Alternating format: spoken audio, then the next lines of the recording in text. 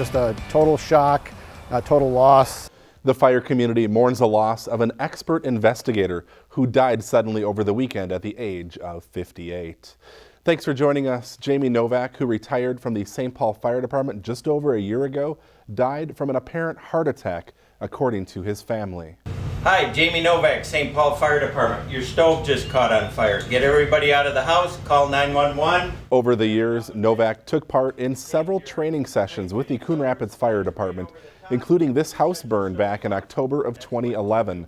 Those who knew him say he'll be missed, not only for his knowledge, but his great personality and sense of humor. I've worked with him for the last 30 years probably on a variety of things, both from a fire investigation standpoint. He did a lot of testing to test theories of fire investigation, what a pour pattern meant and a variety of things like that. But he also did a lot of testing to what can we do to make homes safer, and a lot of educational pieces. In other words, how could people be safer in their home? Novak, who lived in Center City, is survived by his wife, a daughter, and grandson. His funeral will take place Wednesday, August 8th at the Eagle Brook Church in White Bear Lake. A fire at the Anoka County Airport Monday evening sent thick black smoke billowing into the air. The flames broke out around 7 p.m. Thankfully, no injuries were reported. In addition to a plane, there were several vehicles and a boat inside the hangar, which is believed to be a total loss. The cause of the fire remains under investigation. The 3M Championship is in full swing for the final time in Blaine this week.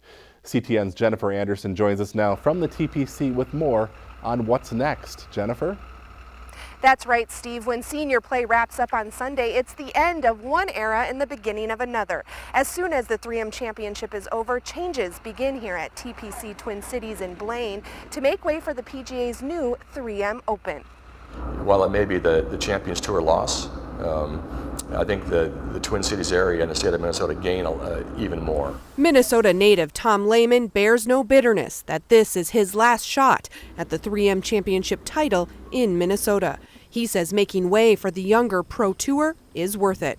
It'll help grow the game in Minnesota. I think it definitely will create a lot of kids who maybe turn their sights more to golf. As fans jockeyed for autographs during the warm-up rounds, stand on the line, smile, and then just ask them for an autograph. And just hope for them to come. It's clear a brush with a pro can make an impact on any generation. Well, I saw this fellow right here, Gary Player. That was an exciting thing. I just think it's pretty fun, like having such big golf stars right next to you. While Lehman would like to win this last one, he's also looking down the fairway. The biggest change will be the 18th. To make the course more challenging for the Pro Tour, 18 will get new tees, a new fairway, and a reconfigured pond to add length and excitement. Most of the par 3 holes will stay as they are. Lehman says it's a matter of small adjustments to finesse the already challenging course and force players to hit straighter. The majority of the work is simply stripping all the sod, bluegrass and bentgrass, and then putting the fairway over here and the rough over there. I think the state is really getting something special. Lehman says changes begin here August 7th and expects the alterations made to the course to be done in October. So, Steve, that means for golfers in the area, there will be a chance to try their hand at this new, more challenging course before the pros arrive next July. All right, will be fun to see all the new golfers here next year. Thanks, Jennifer. If you can't make it to the TPC this weekend, you can watch coverage of the 3M Championship live on the Golf Channel. The winner will walk away with a check for more than $262,000. Proceeds from the tournament benefit 3 Allina hospitals in the Twin Cities, including Mercy Hospital. A new partnership was celebrated this week between a primary care provider and a mental health clinic. All right, on 3. There you go. All right. An open house on Tuesday marked the new partnership between North Metro Pediatrics and the Lee Carlson Center for Mental Health and Well-Being. Lee Carlson opened their newest clinic right next to the North Metro Pediatrics, and now they're able to offer convenient mental health services to patients who need it. Our new clinic is situated strategically close to a primary care clinic where children and families are served.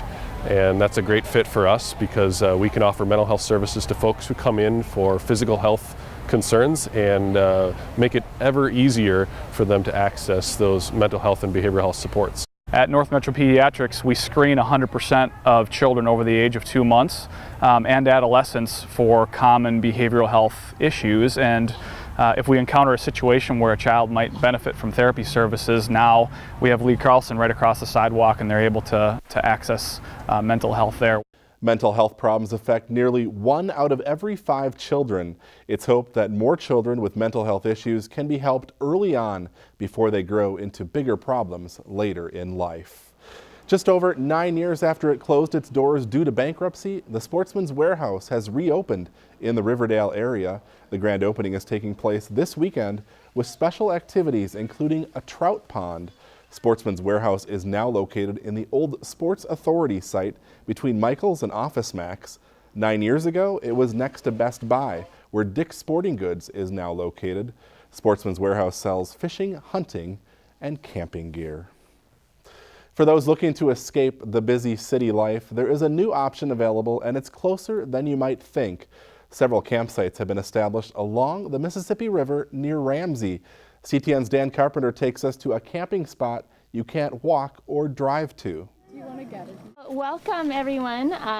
This is our River Action Volunteer event. Close to 30 volunteers plan to get their paddles wet at the Mississippi West Regional Park. We're going to shove off, but we'll stay close. They're here to check out a new Department of Natural Resources and Mississippi Park Connection project. So there's Foster Island and Cloquet Island, and Foster Island has 1 campsite and Cloquet Island has 2. The plan is to circle Foster Island, first working with the current, then against it, as we paddle to return to shore on the north end of the Mississippi National River Recreation Area.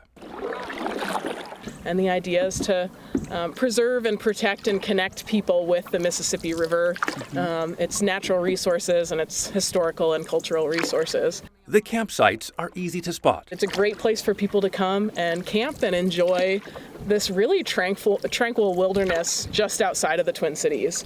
But swift waters makes completing the tour a little tricky. Yeah, this is the hard part. I mean, the adventure part.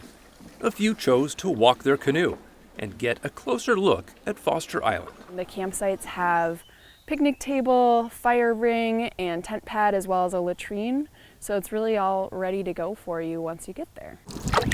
Before long, the adventure is over. And a restoration project begins. Uprooting knapweed, an invasive species in a new prairie. Well, that one's not coming. The pineapple-shaped blossoms. That's pretty, isn't it? Don't belong here. Got some nice native plants established there, but this could take over. Volunteers restoring balance. Ooh, that one. And finding nature is close to home. Dan Carpenter for CTN Update. The campsites on Foster and Cloquet Island are first come, first served. You don't need to own a canoe to get there. Kayaks are available for rent through the Paddle Share program. To learn how to rent your own kayak, visit paddleshare.org. Where my baby sings.